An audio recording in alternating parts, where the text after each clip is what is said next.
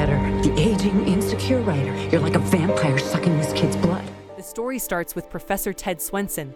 Going to college has published a novel that has earned him a little fame, and currently is a creative writing teacher at Euston College in Vermont. He thinks that he will leave the university as soon as he gets his second novel published. However, things have not exactly gone the way he expected, and he has been stuck at the college for the last 10 years and is now tenured. In the next scene, we see a discussion going on under the supervision of Ted. Everyone is giving their opinion on the novel, but their opinions do not seem to be very valid for that matter. This is when a girl named Angela speaks out and gives her opinion on the novel. She seems to like the novel and puts some valid points in the way she defends the novel and her stance. It really impresses Ted. When the class ends, Angela gives Ted the novel she has been writing and requests him to read the first chapter and give her feedback on how well she's written. So, after college, we see Ted going into a hospital to see his wife, Sherry, who is a nurse. After that, Ted, along with his wife, attends a group meeting at the college. The meeting is going on under the supervision of Principal Bentham. He addresses the group and talks about the new policies and guidelines regarding the teachers harassing their students. The next day, Angela goes to Ted's office to see him. She has a conversation with Ted over novels. This is when she sees the novel written by. She tells them that this novel is her favorite.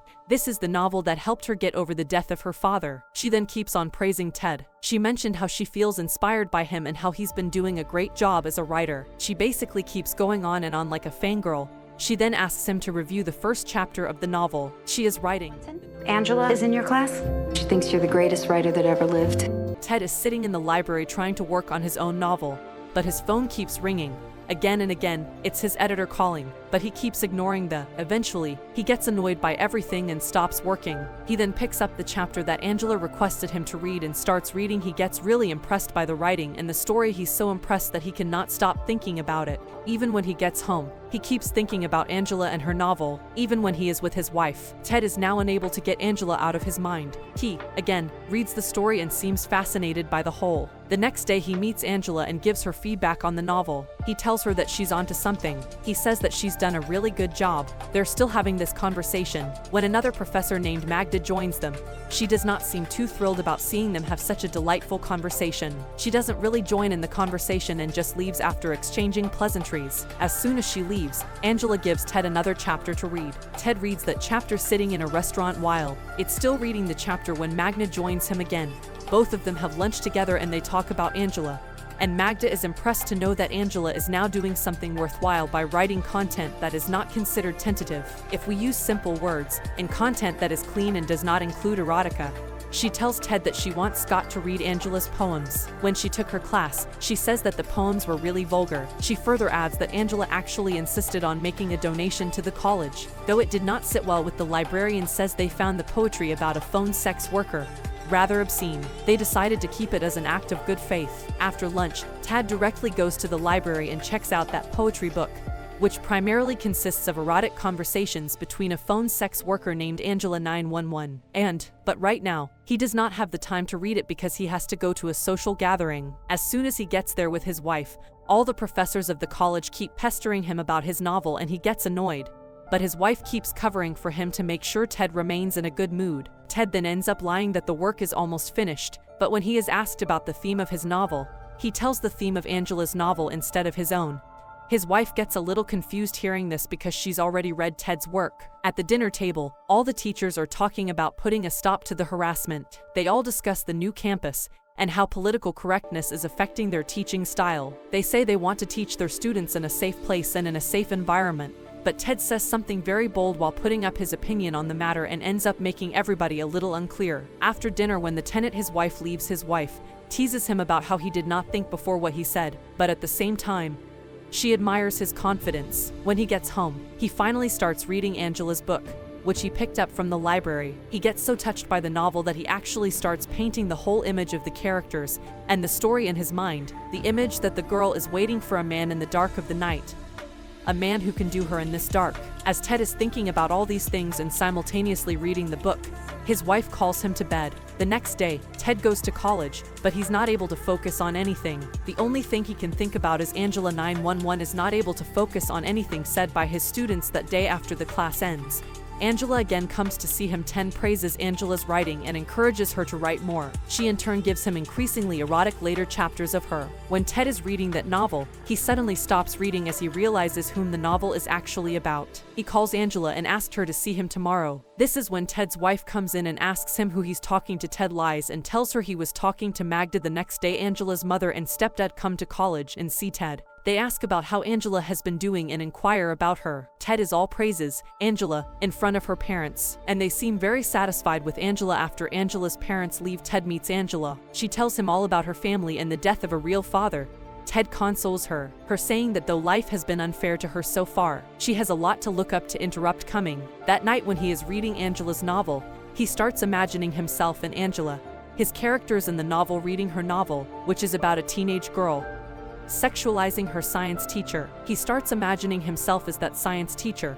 Just as he is imagining all these erotic scenarios with Angela, he stops himself before he goes too far. He then calls Angela, but a guy answers the phone, and upon hearing a male voice, Ted hangs up the call without saying. The next day when Angela meets Ted, she apologizes to him and she thinks that reading her novel might have made Ted uncomfortable. Ted asks her to take it easy by saying that this is normal for a literature professor. Then Angela tells him that her computer is broken, so she has not been able to finish the next chapter. Ted gets a little off hearing that he is not going to be able to read the next chapter. He decides that he will buy Angela another computer on the way to the market.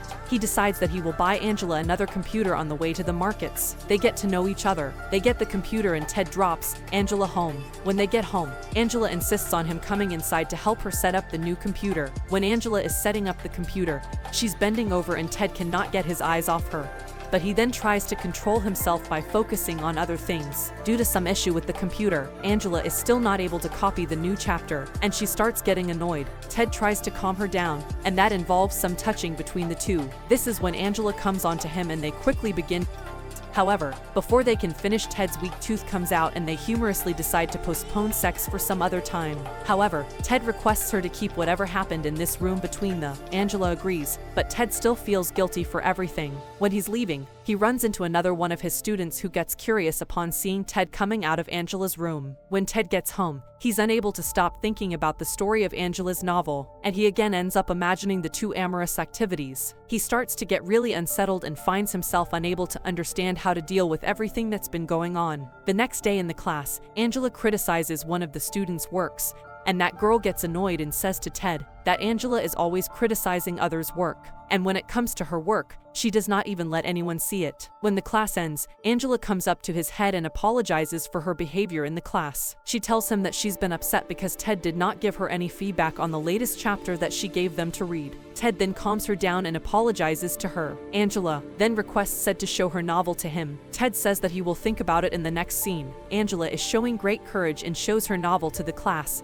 but it does not go well. Everybody makes fun of it and criticizes it. This incident very badly hits Angela's confidence. Ted then defends Angela's novel and tells everyone that they should be ashamed of themselves for acting like idiots. He even says that Angela's novel is the best of them. Oh, he gets so worked up that he ends the class in anger.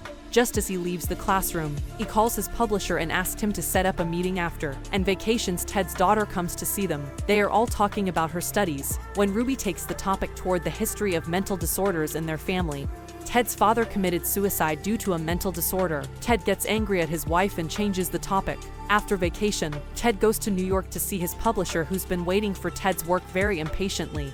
But to his surprise, Ted gives them Angela's novel instead of. His publisher figures out that something intimate has been going on between Ted and Angela, and that's why he wants to do her this favor. Ted denies it and leaves. When he gets home at night, his wife is still up waiting for him. She tells her that a student called and she was talking about Ted. When Ted comes to the college, Angela comes to him and asks him about the novel. He says that her novel is with the publisher, but then he tells her the truth. He says that the publisher is showing no interest in her. He then tries to make her understand that she is a little girl yet, and that she will get plenty of chances to get her novel published. But these things just piss Angela off, and she reveals her true self to try to explain the situation to Angela. and she becomes too furious. She starts shouting that she only slept with him in hopes of getting to a reputed agent through him. Ted gets shocked at this. He says that he didn't think the relationship had anything to do with business, and Angela angrily leaves. Ted gets really hurt as he sees Angela storm. When Ted is going home, he gets a call from the university board and learns that Angela has filed a sexual harassment suit against him, and she recorded the previous day's conversation as proof. He then confesses to his wife that he cheated on her. Everyone, including his wife, blames him, and after his students and some faculty members testify against him, he loses his job, marriage, and reputation. However, Angela gets a call from Ted's agent, who now shows interest in her work in light of the 15 months later. Ted has seen writing his memoirs in a cafeteria, and when he sees a woman at his table reading the Eggs novel, he asks her how she likes it. During the whole story, we kept thinking that Angela was obsessed with Ted. No, she was not actually obsessed with Ted. She was obsessed with getting her novel. Thanks for watching. Please like and subscribe and click the bell icon to get new top movies. I never talked to a female student alone in my office without the door wide open.